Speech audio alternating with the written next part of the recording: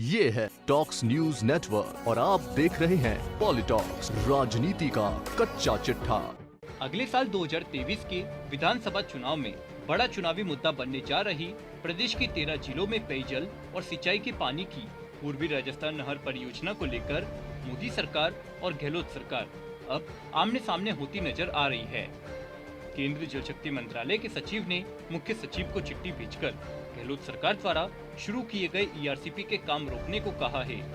इस पर मुख्यमंत्री अशोक गहलोत ने केंद्र की मोदी सरकार के साथ साथ जोधपुर सांसद और केंद्रीय जल शक्ति मंत्री गजेंद्र सिंह शेखावत को भी निशाने पर लिया है।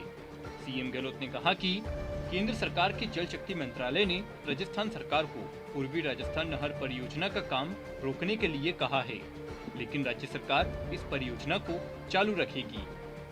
राजस्थान के 13 जिलों की जनता देख रही है कि उनके हक का पानी रोकने के लिए केंद्र की भाजपा कैसे रोड़े अटका रही है। प्रदेश सरकार ईआरसीपी को पूरा करने के लिए प्रतिबद्ध है। आपको बता दें, सालों से अटके ईस्टर्न कैनाल प्रोजेक्ट के लिए गहलोत सरकार ने इस साल बजट में 9,600 करोड़ के बजट का प्रावधान किया है।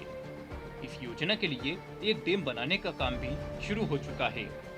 केंद्र सरकार की इस चिट्ठी के बाद मुख्यमंत्री अशोक गहलोत ने केंद्र सरकार और केंद्रीय जल शक्ति मंत्री को निशाने पर लिया। सीएम गहलोत ने कहा कि केंद्र सरकार के जल शक्ति मंत्रालय ने राजस्थान सरकार को पूर्वी राजस्थान नहर परियोजना का काम रोकने के लिए कहा है। हमारी सरकार ने ईआरसीपी के लिए 9,600 का बजट राज्य कोष से जारी किया है। सीएम गहलोत ने कहा कि जब इस प्रोजेक्ट में अभी तक राज्य का पैसा लग रहा है और पानी हमारे हिस्से का है, तो केंद्र सरकार हमें ईआरसीपी का काम रोकने के लिए कैसे कह सकती है। मुख्यमंत्री गहलोत ने आगे कहा कि संविधान के अनुसार जल राज्य का विषय है। केंद्र द्वारा रोड़े अटकाना अनैतिक है। इस परियोजना की डीपीआर मध्य प्रदेश राजस्थान अंतर्राष्ट्रीय स्टेट कंट्रोल बोर्ड की साल 2005 में हुई बैठक में लिए गए फैसले के अनुसार तैयार की गई है। इसके अनुसार राज्य किसी परियोजना के लिए अपने राज्य के कैचमेंट से प्राप्त पानी और दूसरे राज्य के कैचमेंट से प्राप्त पानी का 10% प्रयोग इस शर्त के साथ कर सकते हैं, यदि परियोजना में आने वाले बाग और बैराज का डूब क्षेत्र दूसरे राज्य की सीमा में नहीं आता हो, तो ऐसे मामलों में अन्य राज्य की सहमति आवश्यक नहीं है। वहीं मध्य प्रदेश की आपत्ति को निराधार बताते हुए मुख्यमंत्री अशोक गहलोत ने कहा कि मध्य प्रदेश में पार्वती नदी की सहायक नदी नेवज पर मोहनपुरा बांध और काली सिंधी नदी पर कुंडालिया बांध बनाएं, जिनसे मध्य प्रदेश में लगभग 2.65 लाख हेक्टेयर सिंचाई क्षेत्र विकसित हुआ है। इनकी अनापत्ति मध्य प्रदेश ने बांधों के निर्माण के बाद साल 2017 में ली गई थी।